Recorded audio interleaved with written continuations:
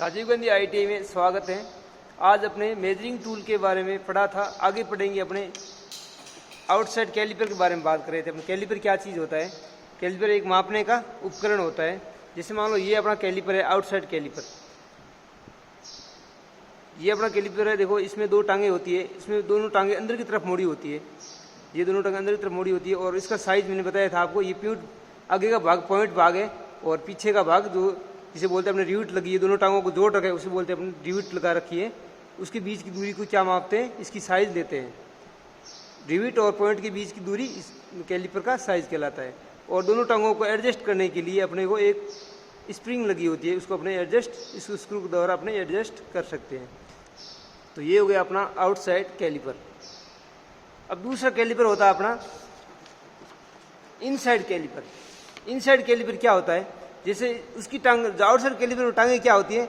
अंदर की तरफ मोड़ी होती है। उसकी टांगे है ना जो बाहर की तरफ मोड़ी होती है, ये टांगे दोनों देखो बाहर की तरफ निकली होती है, उसे बोलते हैं अपने इनसाइड कैलिपर। और इसका साइज क्या काम आता है? ये मतलब आंतरिक माप लेने के लिए। आंतरिक माप किसी मतलब सांचा होता है या आंतरिक किसी पार्ट का आंतरिक माप लेना, इन दोनों टांगों को अपने इसके अंदर लगा लेंगे और आंतरिक माप ले सकते हैं। किसकी सहायता से? स्टील रूल की सहायता से अपने माप ले सकते हैं।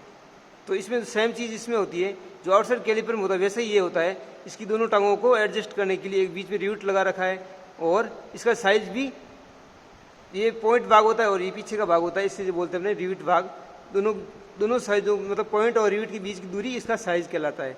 और दोनों को टांगों को एडजस्ट करने के लिए बीच में एक स्प्रिंग लगा होता है, स्क्रू की सहायता से अपने को एडजस्ट कर सकते हैं। तो ये हो गया अपना इनसाइड कैलिपर। तीसरा कैलिपर है अपना जिसे बोलते हैं अपने हर्मोफ्रोडाइट कैलिपर। ये अपना कौन सा कैलिपर है? हर्मोफ्रोडाइट कैलिपर। हर्मोफ्रोडाइट कैलिपर क्या काम आता है? मतलब आंतरिक कोरों के सारे या किसी बेलनाकार जोब का सेंटर ज्ञात करने के लिए इसको काम में लेते हैं। तो इसमें देखो ये इसमें एक टांग मुड़ी होती है, एक टांग अपनी सीधी होती है। तो इसे सीधी टांग वाले कैलिपर हो गया और जो मुड़ी टांग जिसे बोलते हैं मुड़ी टांग वाला कैलिपर। तो इसके दोनों टांगों को एडजस्ट करने के लिए इसके बीच में एक रिविट लगा होता है, उसको एडजस्ट दोनों टांगों को जोड़ा जाता है। तो ये हो गया अपना जेनी कैलिपर। इसका दूसरा नाम भी बोलते हैं जिसे जेनी कैलिपर कहते हैं, और जेनी कैलिपर, ऑर्डले कैलिपर या फिर हर्मोफ्रोडाइट कैलिपर कहते हैं। इसे बोलते हैं अपने जेनी कैलिपर।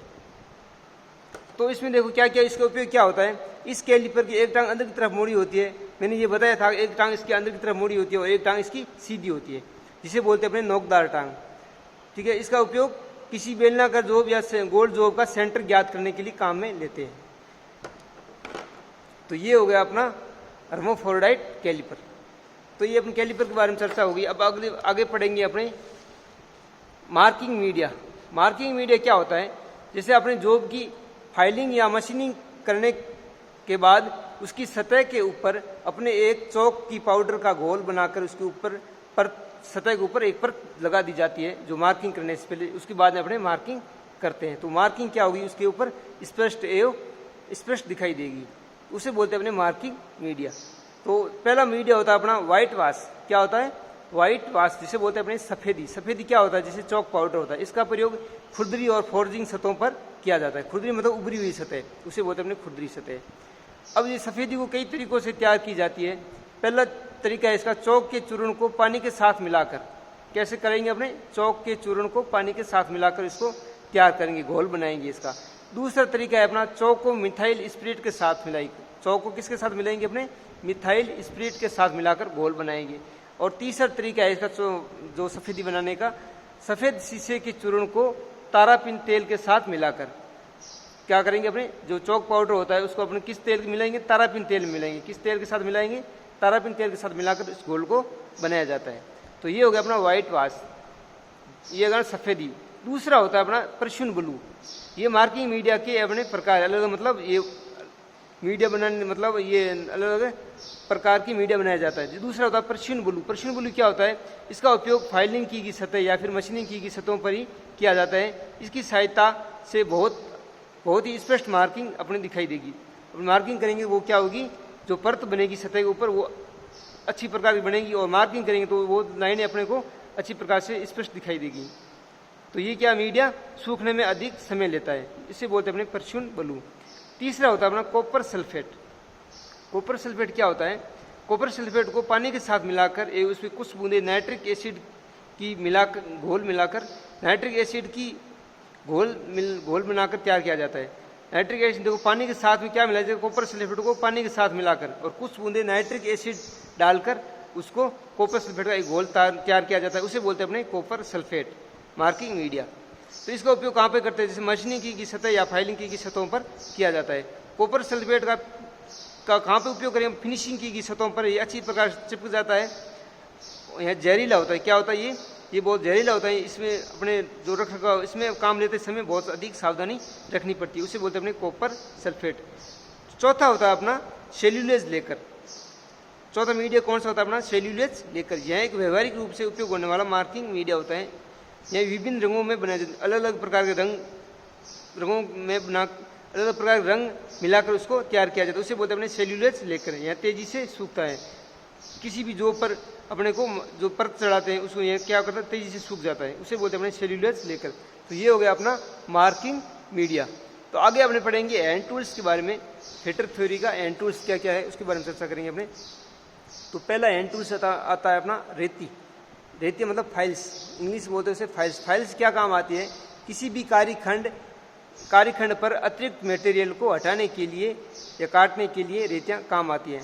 अब रेतियाँ अलग कार्य के अनुसार अलग अलग रेतियाँ काम में ली जाती हैं। जैसे कोई सर्किल बनाना तो वर्ताकार रेती काम लेंगे, जैसे रेक्टेंगुलर काटना तो आयताकार रेती काम लेंगे, और वो सीधी झिरी काटनी तो वहाँ पर फ्लैट फाइल काम लेंगे। तो अलग अलग काम के लिए अलग अलग रेतियाँ काम में लेते हैं। ये किस धातु की बनी होती है, मैं आपको रेती का डायग्राम दिखा रहा हूँ।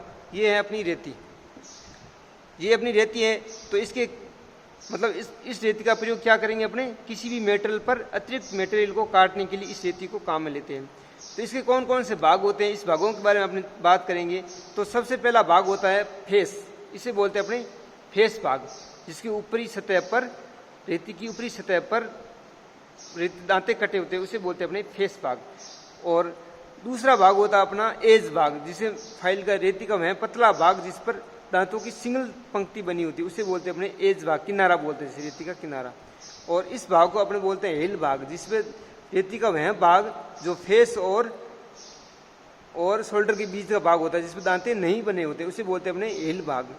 और टैंक भाग, ये भाग जो हैंडल में फिट भाग होता है उसे बोलते हैं अपने टैंक भाग। ये भाग होता है जो पतला नुकीला भाग होता है, उसे बोलते हैं टैंक भाग। और शोल्डर भाग इसको बोलते हैं, जहाँ पे गोलाई होती है रेती की, उसे बोलते हैं अपने शोल्डर भाग। रेती का वह भाग जो हिल की गोलाई में बने हुए भाग को क्या बोलते हैं, शोल्डर बोलते हैं। और हैंडल किसे बोलते हैं, हैंडल में रेती का वह भाग जो टैंक में फिट होता है और हैंडल को मतलब रेती को पकड़ने के काम आता है, उसे बोलते हैं अपने हैंडल। और क्या भाग होता है, इसके फेरुल भाग होता है। फेरुल मतलब ये होता है जो हैंडल के ऊपर बना हुआ, जो हैंडल को फटने से रोकता है, हैंडल को टूटने से या कोई दुर्घटना होने से रोकता है, उसे बोलते हैं अपने फेरुल भाग। और कौन सा भाग होता है, एक आगे का भाग होता है, इसे बोलते हैं अपने पॉइंट भाग। ये भाग होता है पॉइंट बोलते हैं, जिसे जो मतलब रेती के ऊपर उभरे हुए कण होते हैं जोब के ऊपर, उसको हटाने के लिए ये पॉइंट भाग काम आता है। तो ये हो गया अपने रेती के भाग। और हम रेती के बारे में बात की, अब मैं डायग्राम दिखा रहा हूँ रेती का आपको। ये है अपनी रेती, इसके ऊपर ये आगे भाग टिप भाग मैंने बताया था अभी पहले, टिप पॉइंट भाग जिसे बोलते हैं। और ये बोलते हैं अपने जो ऊपरी सतह पर दांते बने होते हैं, उसे बोलते हैं अपने फेस भाग बोलते हैं। और रेती का लेंथ किसे कहते हैं, लेंथ मतलब पॉइंट और हिल के बीच की दूरी। यहाँ पॉइंट आगे भाग होता है और हिल मतलब जहाँ पर फाइल की गोलाई होती है, उसे बोलते हैं अपने हिल भाग। मैंने बताया था अभी, जहाँ दांते नहीं बने होते हैं, उसी भाग को रेती की लंबाई कहलाती है। और ये हैंडल हो गया पीछे वाला भाग, और ये हिल हो गया, ये शोल्डर हो गया। मैंने बताया था अभी गोले का भाग शोल्डर होता है। ये टैंक भाग होता है, जो हैंडल में फिट भाग होता है वो टैंक होता है। और फेरुल भाग हैंडल के ऊपर जो एक रिंग छल्ला बना होता है जो हैंडल को फटने से रोकता है, उसे बोलते हैं अपने फेरुल भाग। तो ये हो गया अपनी रेती के बारे में। अब पढ़ेंगे अपने आगे रेतियों का वर्गीकरण कैसे करते हैं। तो रेतियों का वर्गीकरण 4 प्रकार से करते हैं। पहला है अपना लंबाई के आधार पर, दूसरा है अपना ग्रेड के आधार पर, तीसरा है कट के आधार पर, चौथा है अपना आकृति के आधार पर। तो लंबाई के आधार पर क्या क्या होता है, लंबाई के आधार पर अलग अलग साइज में अलग अलग साइज की रेतियाँ बनी होती है। जैसे पहली लंबाई 100 mm होती है, 150 mm, 250 mm, 300 mm, maximum 300 mm size में ये लंबाई में मार्केट में ये रेतियाँ उपलब्ध रहती है। दूसरा है grade of file. Grade of file क्या कहलाता है कि रेती की प्रति सेंटीमीटर में बने दांतों की संख्या, फाइल का ग्रेड मतलब ये रेती की सतह है, इसके ऊपर देखो ये सतह के ऊपर प्रति सेंटीमीटर मतलब 1 सेंटीमीटर कितने दांते बने होते हैं। जैसे मान लो 1 सेंटीमीटर 10 दांते बने होते हैं, वो क्या कहलाता है, रेती का ग्रेड कहलाता है, रेती का ग्रेड कहलाता है। तो ये हो गया अपना ग्रेड। ग्रेड के आधार पर रेतियाँ भी कई प्रकार की होती है।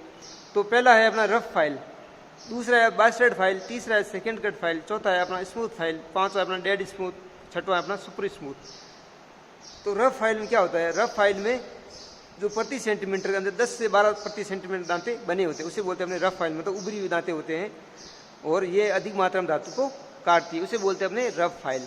दूसरा होता है अपना बास्टर्ड फाइल। बास्टर्ड फाइल में क्या होता है, मतलब इससे अधिक दांते बने होते हैं, मतलब प्रति सेंटीमीटर, जैसे उसमें 10 से 12, रफ फाइल में 10 से 12 सेंटीमीटर दांते बने होते हैं, इसमें क्या होते हैं 12 से लेके 14 सेंटीमीटर दांते बने होते हैं, इसे बोलते हैं अपने बास्टर्ड फाइल, मतलब अधिक मात्रा, इसे अधिक मात्रा में धातु को हटाना होता है। रफ फाइल से ज़्यादा मात्रा में धातु हटाना होता है, उसे बोलते हैं अपने बास्टर्ड फाइल। तीसरी होती है अपनी second cut file. Second cut file क्या होता है, सेकंड कट फाइल मतलब बास्टर्ड फाइल से अधिक मात्रा में दांते बने होते हैं, उसे बोलते हैं अपने सेकंड कट फाइल। और कितने 1 सेंटीमीटर के अंदर कितने दांते बने होते हैं, उसमें होते हैं मतलब 18 से लेकर 20 सेंटीमीटर प्रति सेंटीमीटर दांते बने होते हैं, उससे बोलते हैं अपने सेकंड कट फाइल। चौथा है अपना स्मूथ फाइल, मतलब कम मात्रा में धातु को हटाना होता है, उसे बोलते हैं अपने स्मूथ फाइल, मतलब 1 सेंटीमीटर के अंदर 20 से लेकर 25 दांते बने होते हैं, उसे बोलते हैं अपने स्मूथ फाइल।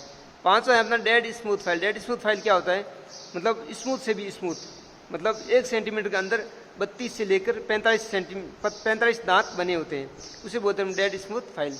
छठवीं है सुपर स्मूथ फाइल, जिसके ऊपर मतलब स्मूथ से भी स्मूथ फाइल, उसे बोलते हैं सुपर स्मूथ फाइल। उसके मतलब 1 सेंटीमीटर के अंदर 40 से लेकर 62 दांते बने होते हैं, उसे बोलते हैं सुपर स्मूथ फाइल। धन्यवाद।